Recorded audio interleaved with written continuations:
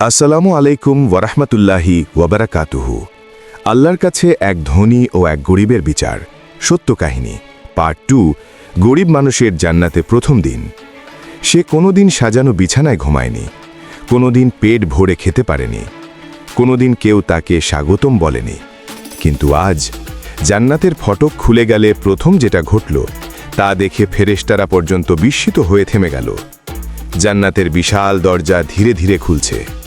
দরজা যেদিকে খুলছে সেদিক থেকে আসছে সুগন্ধ, এমন সুগন্ধ যা পৃথিবীর কোনো আতরে নেই, কোনো বাগানেও নেই।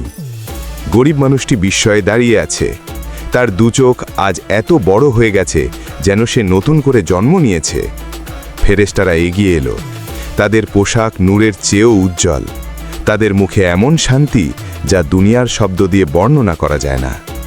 একজন ফেরেশতা তার দিকে এগিয়ে এসে বলল, হে আল্লাহর প্রিয় বান্দা, আজ তোমার কষ্টের রুটি বদলে গেল জান্নাতের দস্তরখানা দিয়ে।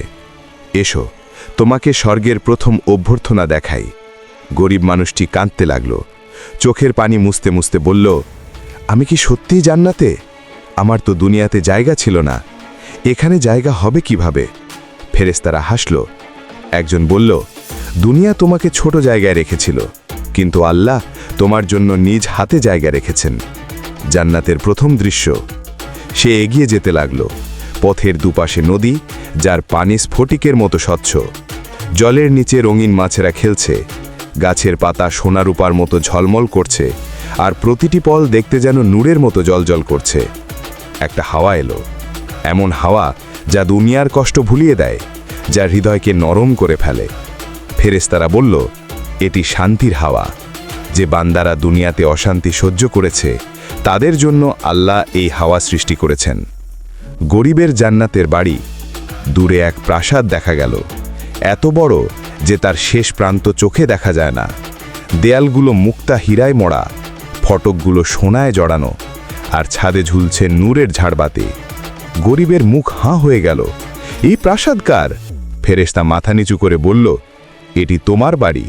দুনিয়াতে তোমার ঘর ছিল ছোট, তাই আল্লাহ বললেন, আমার বান্দার ঘর আমি নিজে সাজাবো। এই বাড়ির প্রতিটি ইট তার ধৈর্য দিয়ে তৈরি। গরিব মানুষটি কাঁদতে কাঁদতে বলল, আমি তো কখনো প্রাসাদ চাইলাম না। ফেরেশতা বলল, কিন্তু আল্লাহ চান তুমি সুখে থাকো। তুমি তার উপর ভরসা করেছিলে, আজ তার প্রতিদান পেয়েছ। জান্নাতে প্রথম আহার। প্রাসাদের ভেতরে প্রবেশ করতেই দেখা গেল এক বিশাল দস্তরখানা। সেখানে এমন ফল, এমন পানীয়, এমন খাবার যার স্বাদ দুনিয়ার কোনো খাদ্যেই নেই। ফেরেশতার ডাক এলো, এসো হে প্রিয় বান্দা, আজ তুমি তোমার জীবনের প্রথম পূর্ণ খাবার খাবে। গরিব কাঁপা কণ্ঠে বলল, আমি দুনিয়ায় যেন এক গ্লাস দুধ খেতে ভুলে গেছি, আজ এত কিছু আমি কিভাবে খাবো? ফেরেশতারা হেসে বলল, জান্নাতে খেলে পেট ভরে না, মন ভরে, আর আজ তোমার মন আল্লাহ ভরিয়ে দেবেন। সে প্রথম এক লোকমা মুখে দিল, আর চোখ বন্ধ করতেই যেন দুনিয়ার সব কষ্ট গলে গেল, যেন হৃদয়ের গভীরে কেউ আলো ঢেলে দিচ্ছে। আল্লাহর সালাম। হঠাৎ চারদিকে এক নূরের আলো ছড়িয়ে পড়ল, এমন আলো যা সূর্য থেকে উজ্জ্বল কিন্তু চোখে লাগে না। ফেরেশতারা মাথা নিচু করল। গরিব বুঝতে পারল কিছু এক ঘটছে। এক গভীর অদ্ভুত শান্তিময় শব্দ শোনা গেল, সালামুন আলাইকুম বিসা মা সাবারতুম।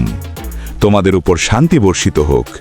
দুনিয়াতে তোমরা যে ধৈর্য দেখিয়েছিলে, আজ তার উত্তম প্রতিদান তোমরা পেলে। গরিব থর থর করে কেঁদে উঠল। এটা ছিল আল্লাহর সালাম।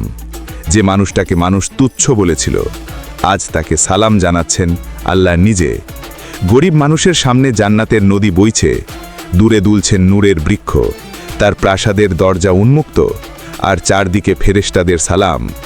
সে দাঁড়িয়ে কাঁদছে, আনন্দের অশ্রুতে, রহমতের আলোয়, এবং সেই অনুভূতিতে যে তার কষ্ট অপচয় হয়নি, একটা ফোঁটা কান্নাও বৃথা যায়নি।